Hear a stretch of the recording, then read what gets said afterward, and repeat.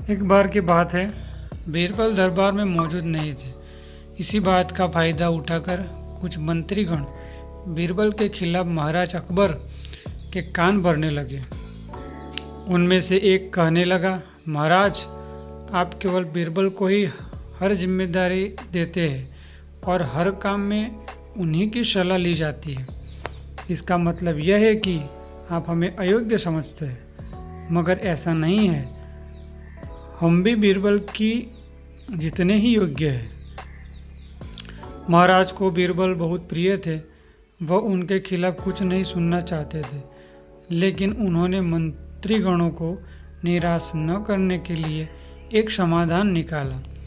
उन्होंने उनसे कहा, मैं तुम सभी से एक प्रश्न का जवाब चाहता हूँ, मगर ध्यान रहे कि अगर तुम लोग इसका जवाब न दे पाए तो तुम सबको फांसी की सज़ा सुनाई जाएगी।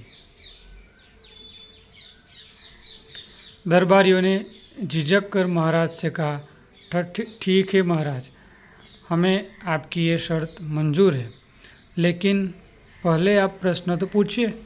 महाराज ने कहा, दुनिया की सबसे बड़ी चीज़ क्या है? सभी मंत्रीगण इस प्रश्न का उत्तर ढूंढने लगे। पहले ने कहा कि दुनिया की सबसे बड़ी चीज़ भगवान है, तो दूसरा कहने लगा कि दुनिया की सबसे बड़ी चीज़ भूख है। तीसरे ने दोनों के जवाब को नकार दिया और कहा कि भगवान को चीज़ नहीं है और भूख को भी बर्दाश्त किया जा सकता है। इसलिए राजा के प्रश्न का उत्तर इन दोनों में से कोई नहीं है। धीरे धीरे समय बीतता गया और मोहलत में लिए गए सभी दिन भी गुजर गए। फिर भी राजा द्वारा पूछे गए प्रश्न का जवाब न मिलने पर सभी मंत्रीगणों को अपनी जान की फिक्र सताने लगी। कोई अन्य उपाय न मिलने पर वो सभी बीरबल के पास पहुँचे और उन्हें अपनी पूरी कहानी सुनाई। बीरबल पहले से ही इस बात से परिचित थे।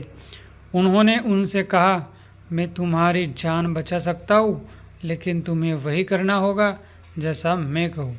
सभी बीरबल की बात पर राजी हो गए। अगले ही दिन बीरबल ने एक पालकी का इंतजाम करवाया। उन्होंने दो मंत्रीगणों को पालकी उठाने का काम दिया, तीसरे से अपना हुक्का पकड़ाया और चौथे से अपने जूते पटवाए। वह स्वयं पालकी में बैठ गए। फिर उन सभी को राजा के महल की ओर चलने का इशारा दिया। जब सभी बीरबल को लेकर दरबार में पहुंचे तो महाराज इस मंजर को देखकर हैरान थे।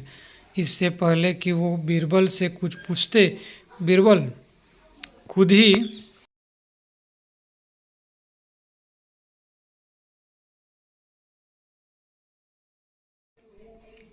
राजा से बोले, महाराज, दुनिया की सबसे बड़ी चीज़ गरज होती है।